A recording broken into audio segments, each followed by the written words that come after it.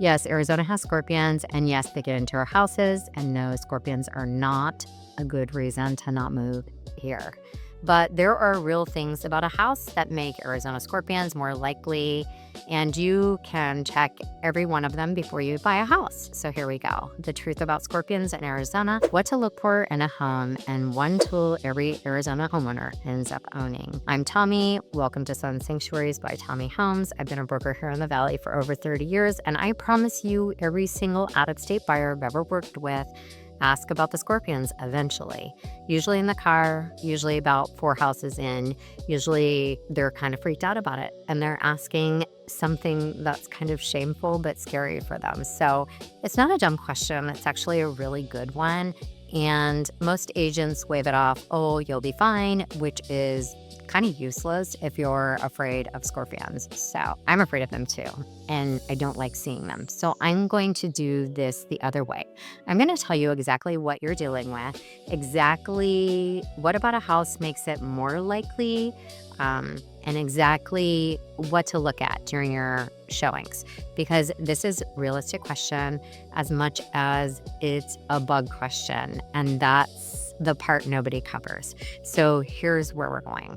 1, what you actually are dealing with. There's more than one scorpion in Arizona, and only one of them really matters. 2, the black light. Why every homeowner in Arizona ends up having a black light and what it's like the first time you use it. 3, the real estate part. What about a house, a lot, a neighborhood? Construction makes scorpions more likely. This is part that you can actually act on. And for what to inspect during a showing, a physical list, take it with you. 5, what actually works, what's a waste of money, and what people get completely wrong about scorpions. And 6, what to do if you get stung. And lastly, 7, the rest of the Arizona wildlife conversation, because scorpions are not the only thing that people ask me about. So stick with me for part 3, especially as you know in my videos. That's where this stops being a nature documentary and starts being useful, because that's the part where I tell you what to look for when you are standing in the driveway. And a quick word on why I make these. Because here at Sun Sanctuaries, we want you to have fun during your home buying process, and we want you to be informed. And we know Arizona is quite different than a lot of other places, so we make it our jobs to inform you. We're the ones that tell you the unglamorous stuff before you emotionally attach to the house, and not after. And if you watch this and never call me, that's fine. You'll walk away to showings knowing what to look at. And if you'd rather have somebody in your corner who's been doing this for 30 years, call me, text me. That's the whole pitch. My number is 602-405-7941. You can call anyone on my team. We have all been in the business for years. So let's go. So Arizona has a lot of scorpion species. Most of them, honestly, you'll never even think about. The big, intimidating looking desert hairy scorpion is largely a non-event for most human adults. The striped-tailed is common and unremarkable, but they can be quite huge, so it's a little weird. They're like a lobster. The one that matters is the Arizona bark scorpion, and here's what makes the difference, and it's not the venom, its behavior. The bark scorpion climbs. It's essentially the only scorpion in the Southwest that will climb a wall, a tree. They can hang upside down from the ceiling, so when people tell you they can't do that, they absolutely can. And every other one you're gonna find on the floor. This one you'll find above you, and that's why people find them on the walls at eye level or on the ceiling over their bed. They fall into their bed, and that's the details that freaks people out, not the size. Because the size is the other thing. They're really small, 2, maybe 3 inches, pale, almost transparent, a tan, translucent, I guess would be the word. They do not look like the thing you're picturing. People walk past them. They can look like a rubber band. The little tiny ones can look like a crumb. They're nocturnal, so you're not going to see them during the day, which is exactly why the daytime showings you're about to go on won't tell you anything about it by itself. And they only need about a 1/16 of an inch to get inside of the house. And that's the width of a credit card. So think about that. I mean, there's so many cracks under doors. Almost all of them you could slip a credit card into at least. So that number is the whole reason for part 4 of this video. That's why it exists. It's just for that. So the black light. Here's the strange and wonderful fact that every Arizona homeowner learns eventually. Scorpions are fluorescent. So under ultraviolet light, they are very bright. Something in the outer layer of their shell glows, and it's unmistakably like this greenish blue. So under UV in the dark, they light up like somebody switched them on. So you walk into an area, you can see them on a wall. It's really interesting. These are backyard lights that we usually use. So you buy the black light, everybody does it. It's a $10 or $15, and I promise it will become a thing you do on summer nights the way other people walk their dogs.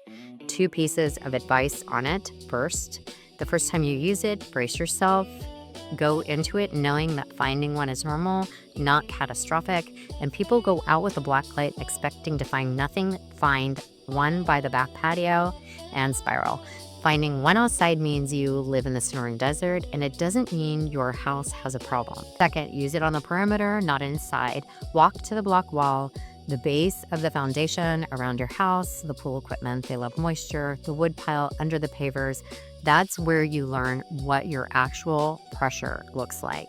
And here's my honest opinion. The black light is worth it, not because it kills anything, but because it turns an anxiety into information. And that's a super great upgrade for a few bucks. So this is the part that nobody's going to tell you about. And it's the part you can literally act on. Newly disturbed desert. When the ground gets cleared for construction, the things living in it don't just evaporate, they relocate. So brand new construction on the edge of an open desert tends to have more active scorpions for the first couple of years while everything else resettles. This is not an argument against a new build. It's an argument for knowing what year 2 looks like and sealing the house properly from day 1. Proximity to a wash makes a difference. If you live in a mountain preserve like me, that makes a difference. Or if you're near open desert, a house that backs to a natural wash is beautiful. It's also a super highway for scorpions. That's a trade you will make knowingly. Block wall construction. Our walls are wonderful. They're very private. They have voids and gaps, and they're excellent habitat for scorpions. Older walls with cracked mortar, missing caps are better habitats than the newer sealed ones. So remember that. Seal those walls. Irrigation and moisture. Here's the counterintuitive one. Scorpions follow water, and they follow the insects that follow water. So they love crickets and things like that. So heavily irrigated landscaping in the middle of the desert concentrates everything. So that's where the bugs are going to come, and then the things that eat the bugs. And if you're buying on a flood irrigated lot, this is part of the deal. Beautiful trees, more activity. Landscaping pressed against the house, shrubs that touch the stucco, ground cover up against the foundation, oleanders along a wall. That's a bridge for the scorpions to come to your house. So if you have stored material, stacked pavers, leftover roof tiles, behind your shed, decorative rock piles, potted plants, sitting directly on the patio. All of those are harbors, and every house has some of it. So what you can really do to help yourself is age and sealing. The older the home that's been re-stuccoed, reseal it. And had a door sweep replaced can be tighter than a 5-year-old home that never got touched. This is about maintenance history, not the build of the year. Notice what's not on that list: a neighbor's name or its price point. This is about the physical property. 2 houses on the same street can be completely different. It's so crazy. You can have scorpions and your neighbor may not.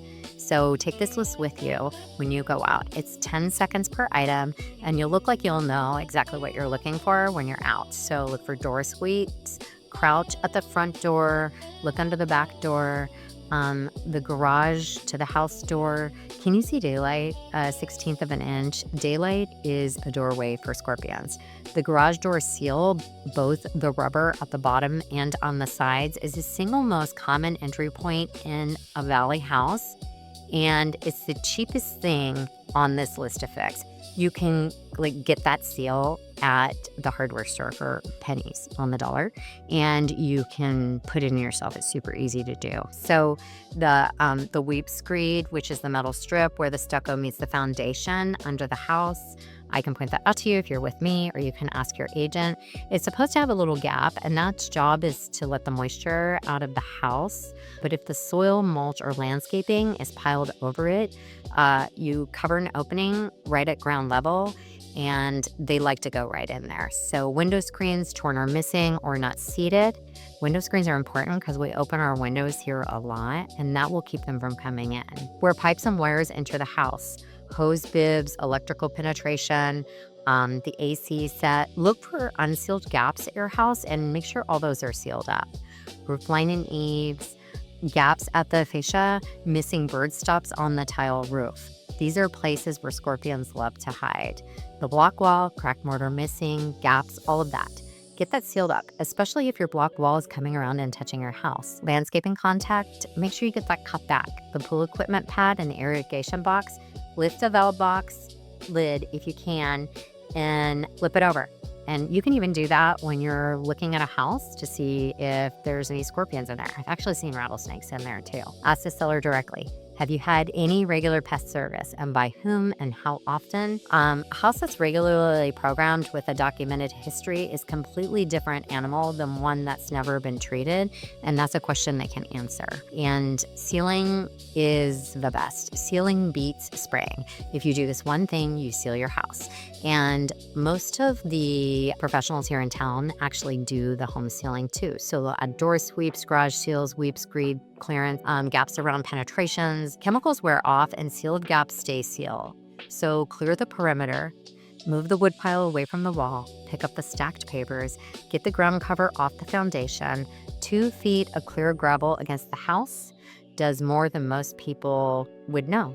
And you don't have to have as high of a pest budget. So regular professional service helps, but understand what it does. It reduces insects. They're eating and creates a barrier. So like if there's no food for the scorpions to come, why would they come? So you get rid of the crickets, you're going to have fewer scorpions. It's management, not elimination, and anyone promising elimination is selling you something. Use a licensed pest control professional. I'm not going to name one. That's not my place, and you should get more than one quote. Chickens and cats. People tell you this. It's true, and some animals will kill scorpions. It's not a plan.